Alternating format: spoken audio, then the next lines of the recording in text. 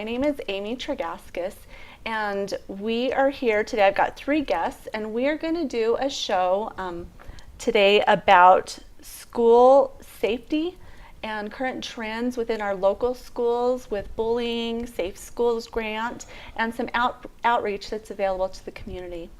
So today I've got with us Farrell Adams, he's the principal at the high school, and I have Alan Rogers, he's the student resource officer from the city, but at the high school.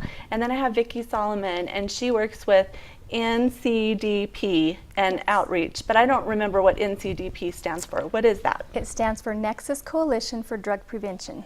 Okay, thank you. And you work closely with the schools as well, don't you? Absolutely. Not just Sholo schools, but the whole area, right? Yes. Well, welcome to all of you, and thank you for being on the show. I really appreciate it.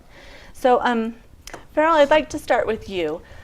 Can you tell me a little bit about the different trends that we have going on in our community and in the state with regards to the youth? Okay, and I'm going to ask Officer Rogers and Vicki to jump in on that question too. Okay. But to start with, I'd like to answer that by saying to get that answer that question, we have to get reliable data. And so we use a survey that the State of Arizona Criminal Justice Commission puts out. It's called the Arizona Youth Survey. They put it out every 2 years. Some 157, I forget how many schools, 249 schools participated in this survey in Arizona this year. 57,170 students participated in this year. And in our high school, 144 10th graders and 129 8th graders participated in this survey. So when we get this data, we feel like it's not just a survey of inconsequential information. It's very applicable. And it's anonymous when the kids do it? And it's totally anonymous. Okay. As you look at the end of this stack of papers, the last 6 pages are all the references of research that went into all the questions. So it's a proven and worthy set of information. So some of the trends we're going to talk about here today are trends in bullying, alcohol use, marijuana use, prescription drug use, and some of the availability of those. Is that kind of what you want us to talk about? Absolutely. I'd like to know, what is it like here on the mountain compared to the rest of the state, and what can we do about it? Well, Vicki, let's have you start. You have some information on the state. If you want to start and kind of show what the state's seeing, and then we'll jump in and talk about how the schools Absolutely. are doing. So with alcohol use in the past 30 days, it is declining since the last time that they did it. We're at 22.4%, and the previous was 24. So we're declining a little bit, but still that's high for the state. And then in the marijuana, we are it's a slight increase to 14.2% from 13.6%. Cigarette, we've got about 9.2%, which is actually decreased just slightly by 0.2. And then our pain relievers in the past 30 days were at 6.4%, and this is an increase from 4.7. So that's quite a bit of an increase there, 4.7 to 6.4. And then in bullying for the state, we have 38%. Which is, let's see, 38% of youth said that they had been bullied on school property at least once, and then 16% that they had been bullied more than drug use. Now, I want to spend some time going over bullying, because bullying is a concern. Here we are the first day back from Christmas break, and I had 2 situations in my office alone where I had to talk with people about bullying on the first day back from Christmas break. So it is we recognize that as our number one concern of things in our school, is to help schools be safe. There's a question here on page 44 that says 84.7% of our students, 84.7, feel like they're safe at school. That's a pretty good number, unless your kid is in that 15% that feel unsafe. Right. And if that 15% is your child, or my child, or grandchild, I don't feel so good about that number. That's compared to a state average of 77% that feel safe. So we're quite a ways above the state average. But let's go back and talk about bullying just a minute and see what our kids feel about being bullied. Because 80%, and I'm going to read some numbers now, that just doesn't quite add up to be 100. So they're saying they feel safe at 85%, but almost 33% of our sophomores at Shoal High School said they were bullied at least once. They had an experience with bullying in the last 12 months. That's 33% of our students felt like they were bullied. Now the state average is 31%. We're above the state average by 2% in that. That's a concern to our school administration, to our teachers and our community. That's 10th graders. Our 12th graders are similar. 25% of our seniors felt like they had been bullied once within the past year, compared to the state average of 23% about. But they did still feel safe at school, the felt- majority. They felt safe at school. So when we talk bullying, a lot of times the biggest problem we find with bullying, Officer Rogers, wouldn't you think that the biggest problem is non-report? Absolutely. How do we handle that non-report? Mainly through education. So coming up here in the next few weeks, I'm going to actually be teaching about bullying. So we do it every year to our freshman class. So we go into the freshman English class, and I spend 8 weeks, and we talk about stuff like internet safety, bullying, cyberbullying, and how to prevent that type of stuff. So we try to do it mainly through education, and it seems to work. We have, after that block of instruction, I have quite a few students that actually come into my office or go into Mr. Adams' office or even our assistant principal, Mr. Martin's office, and they actually report it. I think a lot of this stuff, though, going on too, that I've seen, a lot of it's happening through electronic means. So I don't know necessarily that it's happening at home. So when you ask a question like that, Yeah. have you been bullied at school? So when you But ask it doesn't a question say at like school. that, It says in general, have you been Yeah. bullied in the past 12 But months? the So it other could have been at question- home or at school. But the other question is, do you feel safe at school? correct. The other question is, do you feel safe at school? So yeah, it could be electronic through your phone or Facebook or Twitter Correct. or So whatever. you have 33% saying, yeah, I have been bullied. So maybe they have been bullied, but maybe that's not really happening at school. However, it can trickle over into school too. I mean, we know if it's coming from a friend, a mutual friend, and their classmates, even though maybe it's happening after hours when school's out, it can still trickle over if it gets bad enough where they're still feeling the effects of it at school. If a child reports to a teacher, that the teacher then, and that's what they're trained to do, is to go talk to the administration. And for the teacher not to try to intervene and handle that bullying, but to immediately pass that on to an administrator or the school resource But officer. you do training like that We with do. all of your employees, Yep. always. And we Like, do you right it here with this man, constantly. Officer Rogers and Officer Clark at the junior high school. They, in the faculty meetings and in the in-service trainings, they train on how to do bullying reporting and how to handle that with the child and how to be confidential. Super. And the key, like Mr. Adams says, is don't ignore it. A lot of kids think by ignoring it, it's just going to eventually go away, and it doesn't. Obviously, if you're ignoring the situation, what are you telling the bully? That, you know what, probably it's okay, or, you know.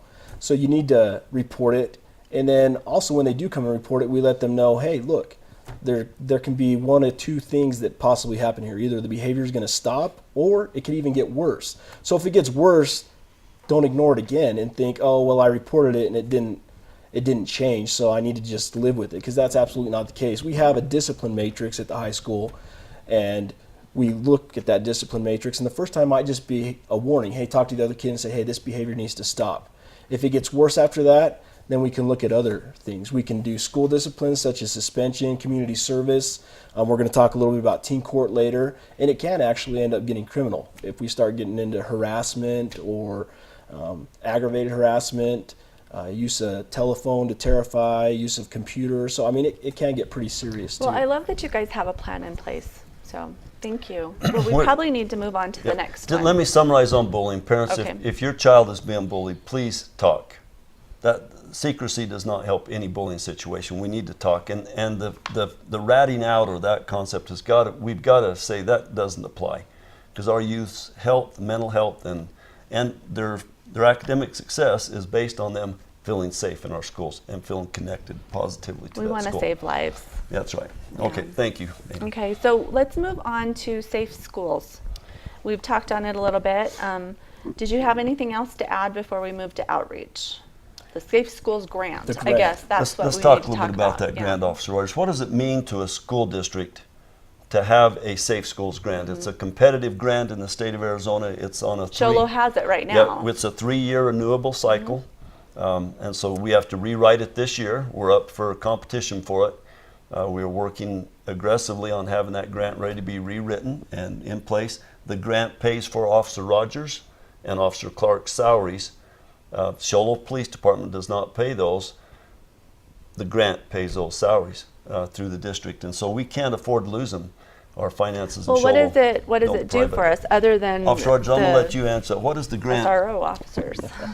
So what it does is it basically makes me be at the high school. So because we were funded through the grant, like Mr. Adams said, I have to spend 90% of the time at the Show Low High School. And Officer Clark, who's also got the grant at the junior high, has to spend 90% of his time at the junior high. So we're available, we're on campus, but it also, we have to be in the classroom, we have to get to know the kids a little bit better. That way they feel safe coming and reporting things to us. So per semester, we have to have 90 teaching hours. So there's obviously 2 semesters in the school year, so we have to have over 180 teaching hours a year. 90 of those hours have to be what we call cohort hours. So cohort is defined as a specific group of kids, and we look at a specific problem that we might have at the school. And one of the ways we determine what kind of problems we're having is obviously through the youth survey and other means. One of the, like the bullying that you talk to all the freshman English classes, that's one part of those programs. That's part of that cohort. Okay. So the cohort, I have to be in that same classroom among the same group of individuals, and you have to have lessons that build upon each other. And it has to be at least a minimum of 6 weeks, and I generally do about 8 weeks. So I'm in there every day for basically 8 days, and I just create a program, and our classes are about 60 minutes long, so it's basically 8 hours of teaching Right. per class. Okay.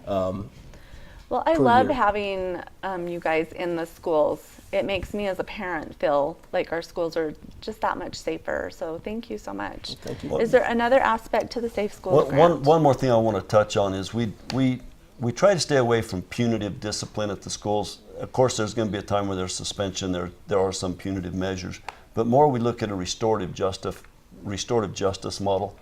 That's what the Safe Schools grant pushes, and then that opens the door into, if something happens like bullying or theft on campus or even in the community, instead of getting a criminal record, a youth can be referred to teen court.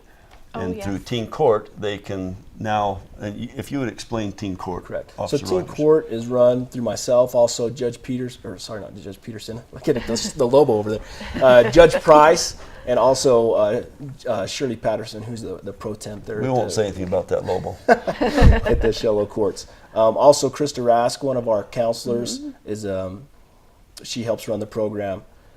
So what happens is we have cases that are assigned directly from the school administrators. We also have cases that are assigned directly from Judge Price or through juvenile probation. And we see a lot of different cases. We've seen DUI cases, we've seen underage consumption, we've seen shoplift.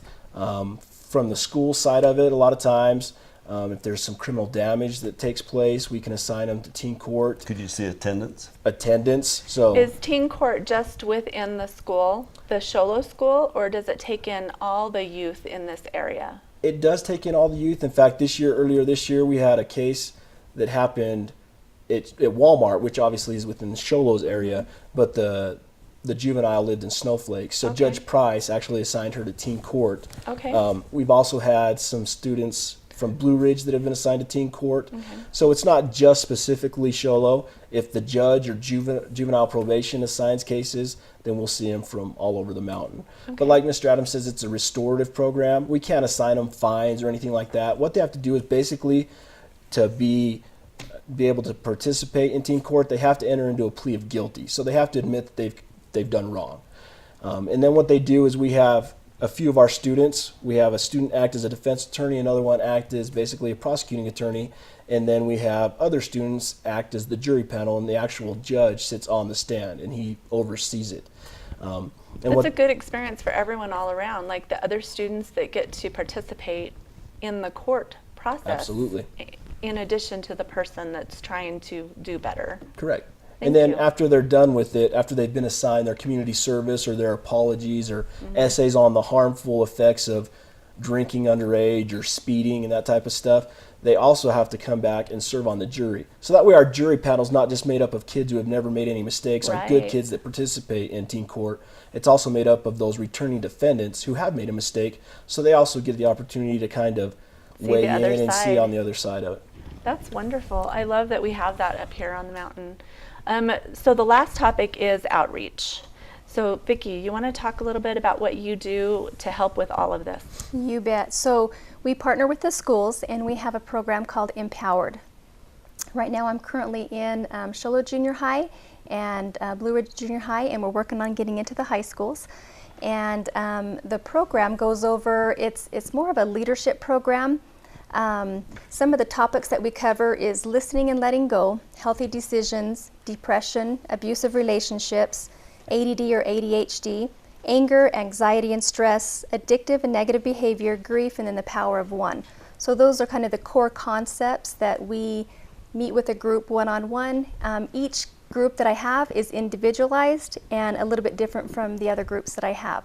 So we try to bring 8 to 10 kids together, and we just start going over some of these different things, and it's a place that they can come and talk freely and work through some challenges they may be having in life.